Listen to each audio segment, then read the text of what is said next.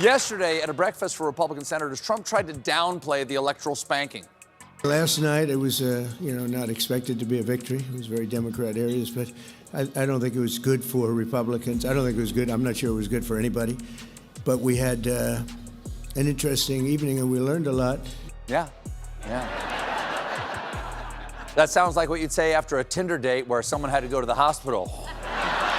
The government's never let SNAP go unfunded before, not even in previous shutdowns. But for weeks, the White House has been refusing to tap emergency funds to sustain SNAP, even though it's estimated there are likely between $5 and $6 billion available to do so. And it does feel like Republicans are now using hunger as a bargaining tactic, which I guess shouldn't be surprising given the contempt that some, like Senator Tommy Tuberville, seem to feel for SNAP recipients. Because just listen to him respond to a question about how this would impact people in his state. I think Democrats are getting a little bit tight right now. It's their constituents, a lot of them, that in some of these inner cities that's going to need SNAP to survive. A lot of people need to go back to work. A lot of young men that are on SNAP that should be working. Oh, fuck all the way off. I mean, setting aside the dog whistle of the inner cities coming from a man named Tommy Tuberville, whose very name sounds like it came from a racist 18th century nursery rhyme. Two different stages, two very similar grins. Stephen Colbert at the desk with that patient, please continue lying, I brought tape, smile. John Oliver on Sunday night, sleeves rolled, voice climbing the ladder from curious to incredulous to absolutely done. This is the kind of week where late night stops being background noise and turns into public service. If you like your politics with receipts and a laugh that actually clears the fog, stick around, hit like so this reaches more people, and tell me your favorite moment at the end, because there were a lot. He continued with a message of hope. In this moment of political darkness, New York will be the light. And as always, the Port Authority will be the smell. That's not fair. That's not nice. That's not nice at all. Mom Donnie had some especially defiant words about the people targeted by Trump and ICE. New York will remain a city of immigrants, a city built by immigrants, powered by immigrants, and as of tonight, led by an immigrant.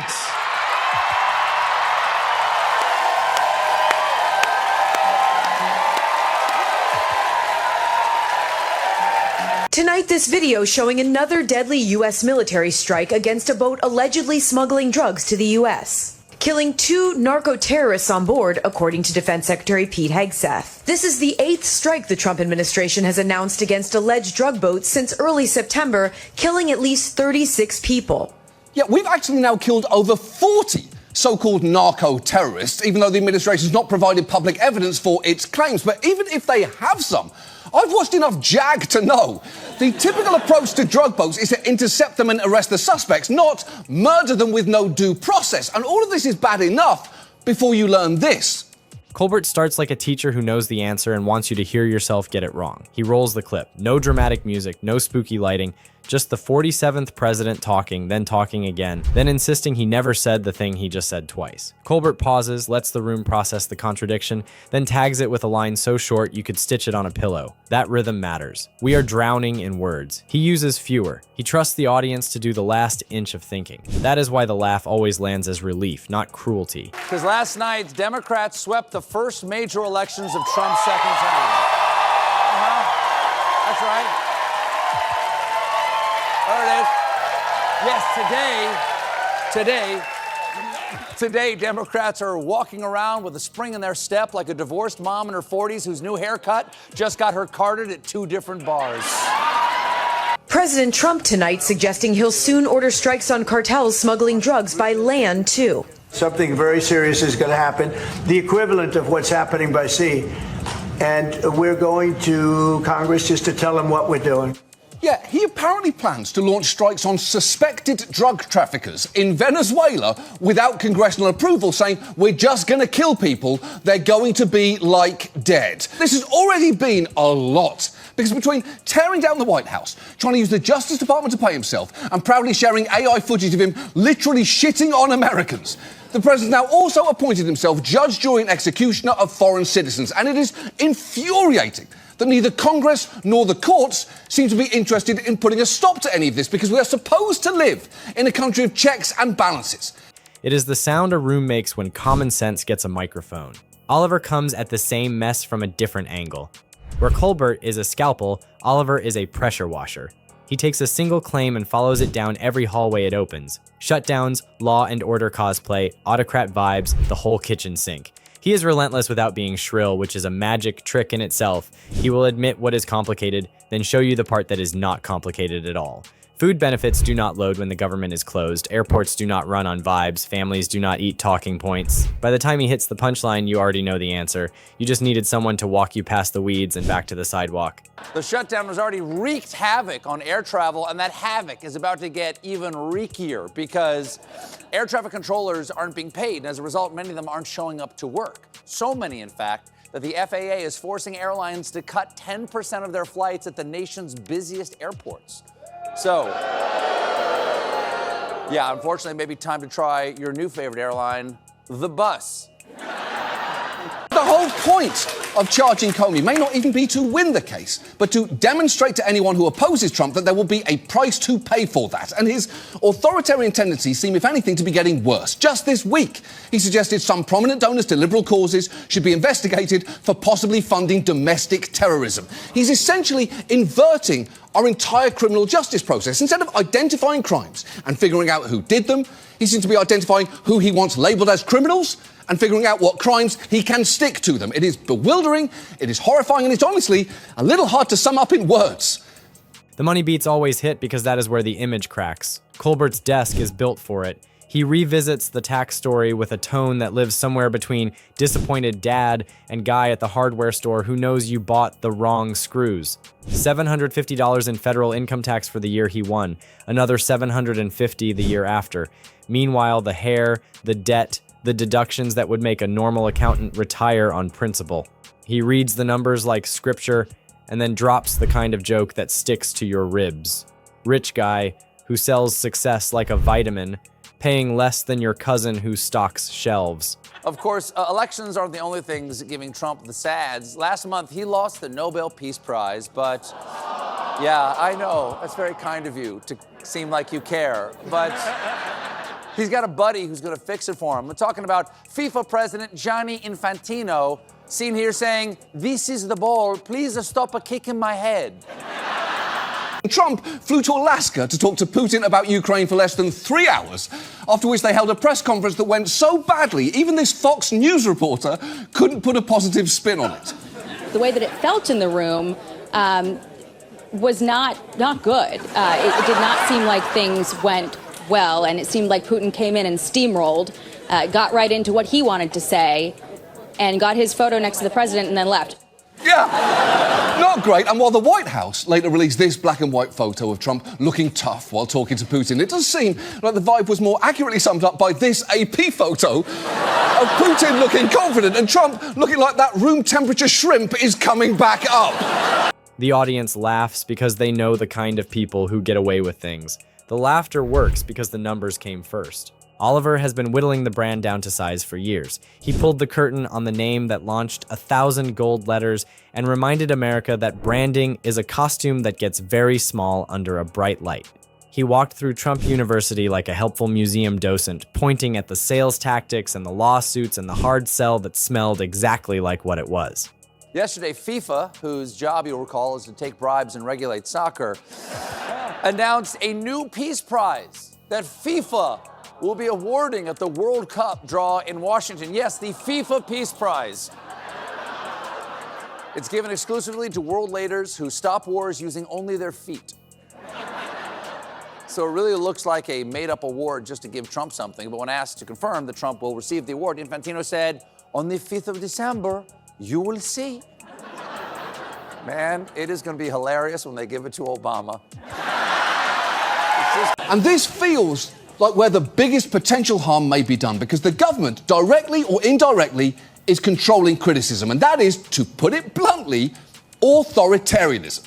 We've seen countries backslide, and the press tends to be one of the first casualties. It happened under Viktor Orban in Hungary and Rodrigo Duterte in the Philippines, and those who've watched it happen in person will tell you This is where it starts, and this is also the one chance you get to stop it. Maria Ressas, a journalist who was arrested in the Philippines for standing up to the Duterte regime. She ultimately won a Nobel Prize for doing that. And she said she sees parallels here with what happened there.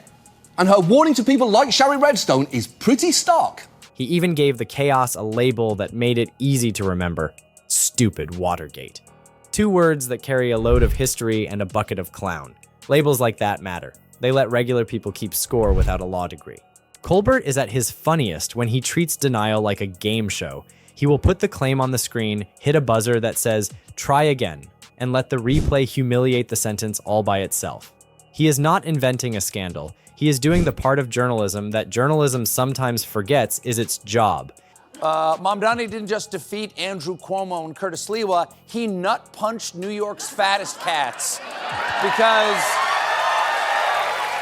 if you've been following the election, because the billionaires had the knives out for Zoran, pumping massive amounts of cash into anti-Mamdani groups. I'm talking big roll high rollers like cosmetics heir Ron Lauder, who donated $2.6 million to stop him, hedge fund investor Bill Ackman, who donated $1.75 million against him, and co-founder of Airbnb Joe Gebbia, who donated $2 million to defeat Mamdani. So it's a bad day for billionaires. Presidential libraries seem almost designed to exploit his every personal failing, from his tendency to obfuscate his wrongdoing, to his desire to build expensive monuments to himself, to a set of ethical guidelines based more in norms than law. Because the fact is, as things stand right now, someone could walk up to Trump today with a $15 million check, hand it to him while saying, "We love the work that you are doing, and hope that you'll consider helping us out with that little problem that we were discussing earlier." Replay the tape, then stop, then stare. The stare is the joke. The stare is the verdict. The stare is the moment where the lie realizes it is on camera and tries to become a metaphor. Too late. Oliver's Sunday sermons bite hardest when he wanders into the petty details that secretly explain everything. He will spend 40 seconds on a party photo where everyone looks like they lost a bet with a lampshade, then explain how that same week the president tried to stretch executive power like pizza dough. It's clear that this week's Democratic shellacking has Trump feeling down, but he's cheering himself up with his favorite activity, sticking a straw into his supporters and sucking out cash like a Capri Sun. Tuesday night, Trump sent out a fundraising email with the subject line, "It's Taco Tuesday," with an AI-generated Trump eating tacos. We're talking authentic tacos. Not the cheap ones you get at Taco Bleu. And as long as that check said pay to the order of the Donald J. Trump Presidential Library Foundation, it would be completely legal. Though, don't worry, what soulless, ethically bankrupt, ass-kissing corporation would even think of doing something like that? Please stay the fuck away from us. You are not my real business daddy, and you never will be. The cut is not accidental. He is showing you the line between vanity and policy. If you think you are royalty, you behave like rules are furniture. Jokes make that plain without putting you to sleep. There is always a legal chapter in these weeks, and it is never boring with these two. Colbert's audience still remembers the night the jury foreperson became a household character. 34 guilty counts in a case everyone said would never happen. Colbert did not dance. He let the room do it for him. He observed the line that matters. People who say the system never works got a little proof that sometimes it does. How will this deal help average Americans? Well, for that, we heard from Dr. Oz. We thought it was 125 million pounds. Mr. President, our estimate, based on the company numbers as well, is Americans will lose 135 billion pounds by the midterms.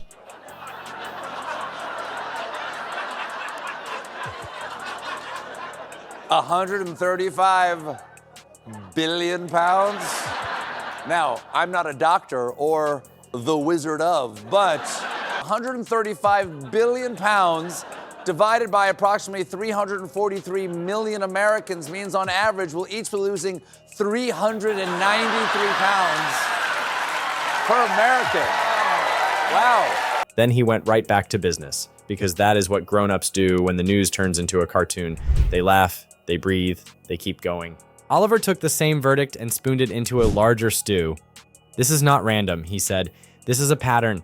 The foundation that disappeared with a court order attached. The school that promised the world and delivered a binder. The hush money that came due like every other bill. Add it up, a brand that sells toughness and pays like a coupon cutter. A movement that brags about order and blurs every line it touches. The government shutdown, disrupting federal programs and forcing hundreds of thousands of employees to go without paychecks, something that Trump then celebrated by going on a meme-posting spree, including this video.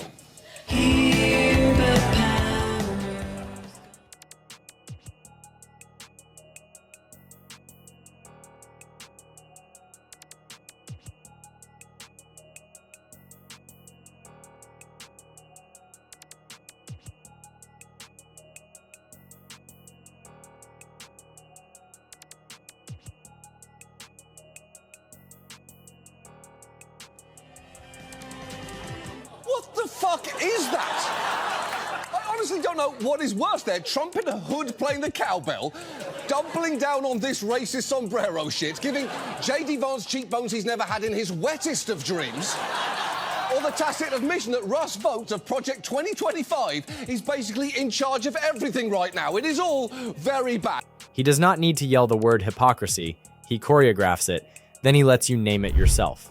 Colbert is the master of the 2-second cutaway that ruins a paragraph of spin, an aerial photo next to a podium quote about the biggest crowd in history, a side-by-side of an old clip and a new denial with a timestamp that says it all.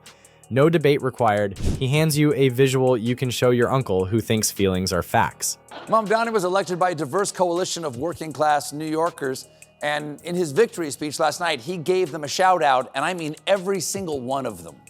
Thank you to those so often forgotten by the politics of our city who made this movement their own. I speak of Yemeni bodega owners and Mexican abuelas, Senegalese taxi drivers and Uzbek nurses,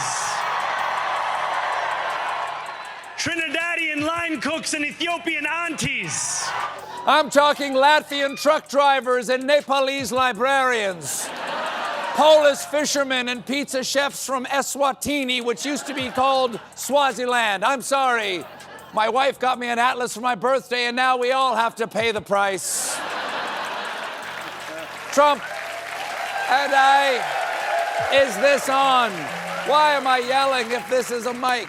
And there are some telltale signs that this isn't really about anti-Semitism concerns, with perhaps the biggest one being that all of this is coming from a president who, deep breath, reportedly kept a book of Hitler's speeches by his bed, dined with a Holocaust denier, brought people into his administration with records of advancing anti-Semitic tropes and conspiracy theories, including a spokeswoman at the fucking Pentagon, apparently said during his first term that Hitler did a lot of good things and asked his generals to be more loyal, saying, why can't you be more like Hitler's generals? Posted an image using the shape of a Star of David to accuse Hillary Clinton of being corrupted by money, was endorsed in his first election by both David Duke and the KKK, and also, just 2 months ago, told a rally crowd that thanks to him, they wouldn't have to deal with bankers who were, quote, Shylocks. Hearing that Trump is suddenly waging war against anti-Semites is like hearing Billy Joel is waging war against dads from Long Island. Are you really doing that? You do not need to argue with a picture. You only need eyes. Oliver is the master of the 5-minute case that ruins a year of marketing. He will price out a wall, calculate the repair schedule, show you the contracts, and make you laugh while your brain quietly updates itself. That is not easy. Most deep dives feel like homework. His feel like a friend who knows the boring parts and will carry them for you so you can arrive at the conclusion without needing a nap. If you are new here and wondering why any of this matters beyond dunking on a famous man, here is the grown-up answer. Trump tried his damnedest to beat our new mayor, so Mamdani had a special message for him. So Donald Trump, since I know you're watching, I have 4 words for you. Your ballroom's gonna suck. Now, Late night is not court. It is not Congress. It is the part of the culture that takes a messy day and rinses it until the big shapes show through. It translates. It reminds people how to recognize a con without turning them into fury zombies. It says the thing you felt but did not have time to phrase.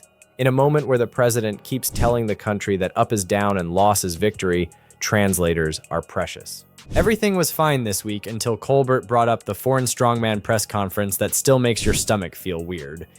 then Mamdani doubled down. So hear me Trump when I say this. To get to any of us, you will have to get through all of us. And you'll have to get through all of us, and there's a lot of us. I'm talking Albanian postmen, Congolese jugglers, Peruvian harpists, and baristas from Narnia. Somebody stop me. He rolled the clip where our president stood next to another leader and handled American intelligence like gossip. Then he said the quiet conclusion in words anyone would understand. If you side with the guy who wants to break our stuff, you are not doing the job we hired you to do. The crowd did not cheer because they are partisan. They cheered because the sentence is true without a jersey on it. Everything was also fine until Oliver decided to connect the dots between swagger and shutdown. It turns out you cannot party your way through a government closure.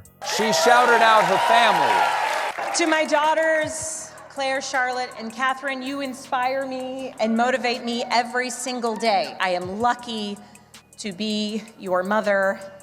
And Catherine, you did not clean your room today as you promised me.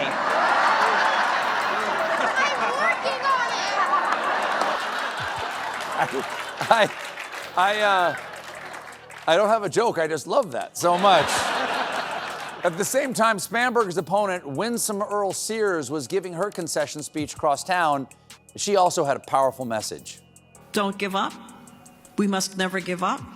To give up is to give up.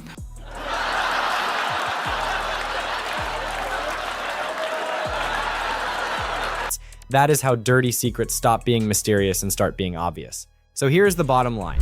2 hosts, 2 flavors, 1 outcome. Colbert took the myth of infallibility and fed it to the replay button. Oliver took the myth of competence and fed it to the invoice. Together, they made a week of politics feel legible. If you felt your shoulders drop while you watched, that is your nervous system thanking you for a few minutes of honesty. If you want us to keep cutting through the fog like this video so more people see it, tell me what clip we should open with in the next one. And if you are watching on YouTube, please subscribe to America Facticity for more breaking news.